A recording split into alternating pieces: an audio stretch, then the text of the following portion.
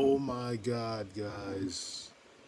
Bryan Danielson's full-time career has officially ended at Wrestle Dream in a show that was stacked with a stacked card. A lot of things happened, but what a way it ended. John Moxley wins the AEW World Championship from uh, Bryan Danielson for a fourth time. He's now a four-time AEW World Champion, and he makes Bryan Danielson pass out. Then he proceeds to continue to attack him after winning the match. Pac and Claudio come out. Willa Yuta runs in the ring as if he's going to try to save Bryan Danielson for them putting the plastic on him again. Darby Allin also steps in, and just as Darby Allin has his back turned, Willa Yuta, as most of us pretty much suspected would happen, ends up turning on Darby Allin, in the process turning on Bryan Danielson, the same man who was, crying when he watched them turn on him at All Out just a month ago, has now made his decision to stay with the BCC. And as much as he looked discouraged to do it, puts the plastic on Bryan Danielson just as they did at All Out. Then they proceed to continue the attack. Then at this point, because they had already duct taped Darby Allin, so he couldn't do anything. Private Party tried to get involved. They stopped them. Chef Jarrett tried to get involved. He got beat up. And it wasn't until after Claudio hit the chair onto Bryan Danielson's neck that the rest of the locker room tried to get involved, which I think was stupid. They could have had them get involved before he even hit the chair on his neck. You know, obviously they were selling this like it was, like really legitimate, and you could tell from Excalibur and the commentary just how hurt he was, witnessing this, and the crowd was just chanting, "Thank you, Bryan." I gotta say, I did not see this coming. Um, him losing the belt this soon, I really thought perhaps he will hold it for a little while longer, but with the way this has been booked, with this new persona that John Moxley's got, where he's speaking riddles and he's aligned with Maria Shafir, which she got involved a lot in this match. I mean, it's ridiculous how much she got involved before the ref finally seen it and ejected her out of it. But it didn't stop Moxley from winning, and the fact that Bryan Danielson hit him with three running psycho knees and he kicked out of all three of them pretty much told me right there, that Bryan Danielson was not going to retain, because he couldn't beat him with knee cycle knees. He couldn't get him when he hit him in the label lock. He managed to get his foot on the rope, even when he tried to stop him from grabbing it with his hand. So I mean, everything that he tried to do, it wasn't enough. You know, um, First of all, Moxley attacked him before the match even got going, just as he was coming in the ring with the final countdown. The music was still playing as they were fighting each other. So this was just really an intense main event. But in the end, this pretty much ended very similar to how when Samoa Joe won the AEW World Title last year for MJF, making him pass out instead of tap out. Ended very similar to that. He has him, locked in some of a sleeper position, and that's just pretty much it. Bryan, he does not raise his arm up, and the ref calls the bell. There were two really crazy pile drivers that happened in this match. Moxley hit one on Bryan Danielson outside the ring, the announce table, and then Bryan Danielson hit one on Moxley in the ring. So you had those two spots that were pretty crazy too. But overall, the main event was, what you would expect. Um, but man, I gotta say that closing angle was crazy. To think that Bryan Danielson's full-time career, because he didn't say he was going to retire. I mean, they make it seem as though this is the end of his career as a whole, but this this is the end of his full time wrestling career, and that he was going to become part time after this. Whether or not he keeps his word on that, or he just hang it up entirely, I don't know. Excuse me, but it does. But that's what he said originally, and so this was definitely the end of that. And I did not expect it to happen this soon. I thought maybe perhaps he would retain here, but at the same time, with the way they've been booking Moxley and this whole BCC at this point, you kind of figured Moxley was gonna have to win the title with the way that the story is going. And I really thought that maybe this would be, the show that we might potentially see maybe like Sami Callihan or Shane McMahon or whoever he's been like teasing throughout these riddles he's been speaking. I thought this would be the show we would finally see who that was. A lot of people thought maybe it was in ties to Shane McMahon, and the other belief was, Sami Callihan, who he's good friends with in real life.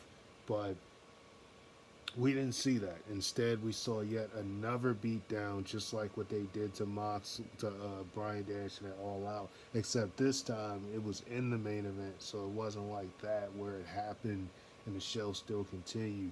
This was actually in the main event, and this time, Willa Yuta, which wasn't really shocking that he turned to Bryan Danielson. I think we all anticipated that was going to happen, but more so just the way how, just the whole fact that Bryan Danielson losing. I mean, man, it just really came out of nowhere. In a really stacked show, hard to even get through everything that happened. But what I will just touch on aside from this is, you had the return of Adam Cole, which was very interesting because, this took place after Jack Perry retained his TNT belts against Shibata. He looked as though he was gonna, continue the attack on him, and Danny Garcia got involved, got in Jack Perry's face. Then MJF came back, who apparently had been filming a movie. He, he cut the promo talking about where he's been and, with him and Danny, and then Jack Perry clocked him with the championship. MJF went to proceed to attack Danny Garcia. He continued to talk, said that he found where his diamond ring was, looked as though he was going to hit him with it, and that's when Adam Cole came out, and you had the whole thing with them two, which is weird because I thought they wrapped that storyline up, especially, considering the fact that, when Adam Cole revealed himself to be the one under the mask, uh, he was hurt, so they couldn't really do anything wrestling wise. And when MJF came back, which I believe was at Double or Nothing, um, he attacked Adam Cole, but they kind of dropped the storyline and just kept, put him towards something else. Does this mean that Adam Cole is away from the Undisputed Elite, or are they faces now? I don't really know, but it was a little bit weird because of them dropping the story, and now I guess they're putting it back. But you also got the dynamic with MJF and Danny Garcia, but then at the same time you got Danny Garcia look like he's trying to go after Jack Perry for the TNT belt. So that's a very interesting dynamic with that. You had the confrontation with Swerve Strickland, MVP, and Shelton Benjamin, and Prince Nana, where basically the genesis of that was that Swerve did not accept MVP's cards to side with him to leave Prince Nana behind. Instead, he said Prince Nana was family. He would never turn on family, and he did not actually join MVP and Shelton Benjamin. I gotta say, for some reason, I thought maybe this would be the time where they would have, you know, Bobby Lashley come out and attack Swerve, but I'm actually kind of glad that didn't happen. You know, just have Swerve. If you're gonna have somebody from their hometown, you know, where something crazy doesn't happen, it would, at least in this case, it wasn't the case with him. And even with Darby Allin, his match he had with Brody King was a really good match where he hit two coffin drops, one on Brody King on the steel steps, the other one inside the ring, to finally beat Brody King by pinfall. Because they said in commentary they've had 7 matches or 6 matches, and you know he's only beaten him once. But when he beat him, it wasn't, it wasn't by pin. Brody King's won most of the matches they've had against each other. So it was just a nice way to have him finally get a pinfall victory over Brody King. So you had that going on. You had, like I said, you pretty stacked card. So I'm briefly going through the other stuff that happened. Young Bucks and Private Party. Private Party loses yet again. They look good in defeat, but I mean, I did not expect them to win the belts, even though they had the Amazing Red talking to them backstage, before they got in the ring, and they showed that, and just the whole video package making it seem like this was a big deal for them to win, and then they still lose. So I just thought the whole thing was pointless because you sit there and you say how they haven't done anything since the last 5 years, and then you still have them lose. So it just kind of made the whole thing pretty pointless to really build it up, because I didn't even know that Amazing Ray had trained with them until they said it on commentary. But you book it like this is such a big deal for them, like they need to win this match, and then they still don't win it. So I don't really know where they go from here, but they won't be getting a title shot anytime soon. And then you also had the women's match, Willow Nightingale, Mariah May, which was the second match of the show. Really good match between these two. And Mariah May managed to retain, the title, which was really good. Between those two, I thought it was good too that they put that as a second match on the show. Will Ospreay, man, that happened so much early in the show. I was so caught up with what happened just now. It's kind of hard to even talk about that. So before this happened, before this turn, so you had 2 heel turns take place. You had Willa Yuta, who turned heel on Bryan Danielson to end off, the pay-per-view.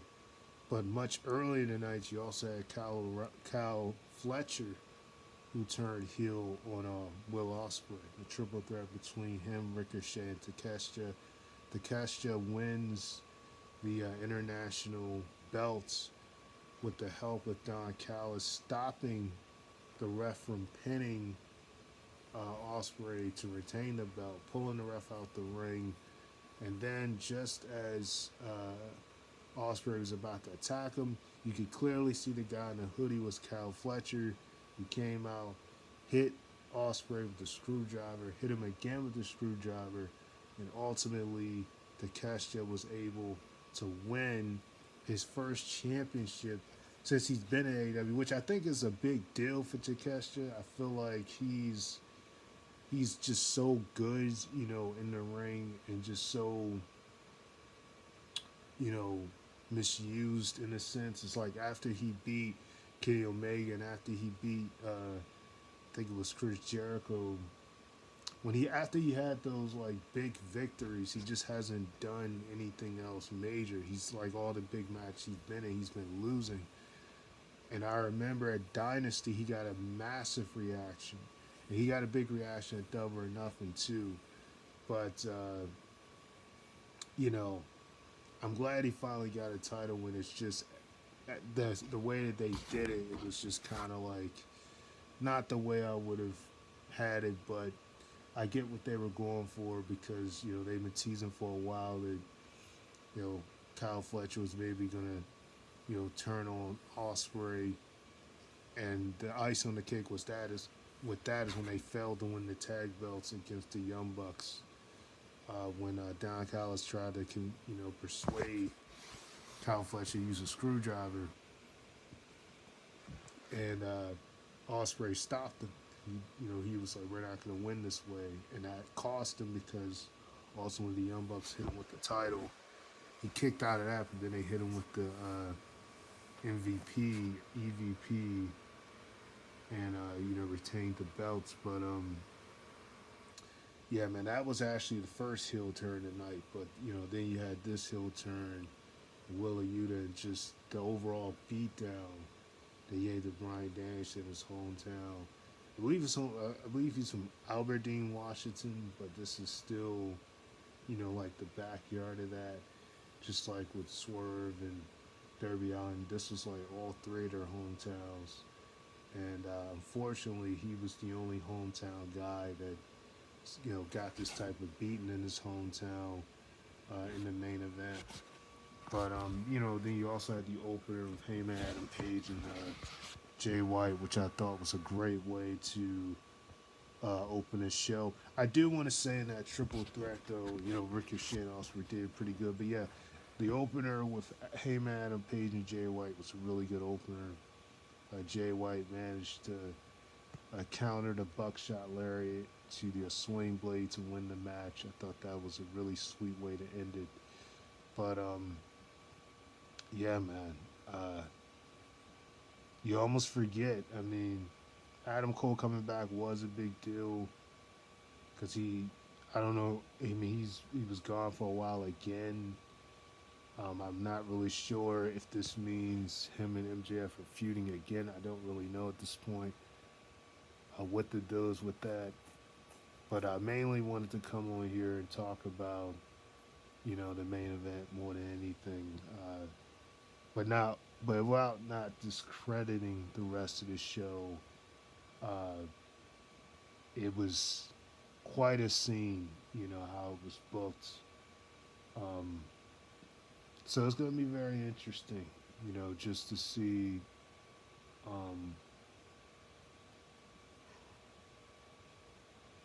where you go from here. I mean, it's just going to be interesting. You know, they're going to keep Bryan Danielson written off TV for months, year. I don't know. It definitely seems that way just based upon, how this was booked. But yeah, I don't think I'm missing out. Oh yeah, so Jericho did in fact lose to Mark Briscoe. Mark Briscoe retained the ROH World Title, so that was also a really good, it was a decent match. You know, you thought after he, tried to steal Jay Briscoe's finisher, and then after he hit the Judas effect, that maybe that was it. But then Mark kicked out of it, and he managed to defeat Jericho and retain his championship. So yeah, very stacked cards. But I think the way the show ended, it was just crazy. It's gonna be interesting to see, because I really thought, if you think about it, I mean, you didn't hold the title for that long, but the good thing is at least he had at least, 3, 4 title defenses, because he had the one with Okada, he had the one with Jack Perry. I can't think of if he defended the belt any further than that. I feel like I'm missing something, and it's not coming to me exactly what. I wasn't saying with Nigel McGuinness, but that match wasn't for the title that he had with Nigel McGuinness.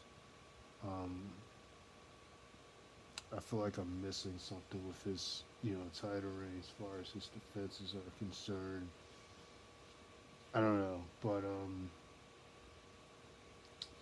yeah, man, I did not expect him to drop it this soon, but hey, that seems the direction that they're going. So that's pretty much what I'll have to say about that. And yeah, man, it's just a really stacked show. Lots that was going on, and It's like, man, it really went on for a long time. It felt, but the good thing is the crowd didn't seem. You could tell they were getting tired the last few matches. They weren't reacting the same, especially in the private party match. You know, they were still reacting, but not nearly as much as they were earlier. But yeah,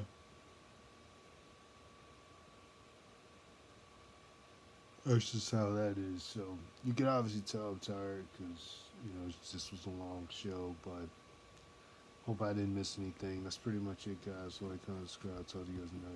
Peace.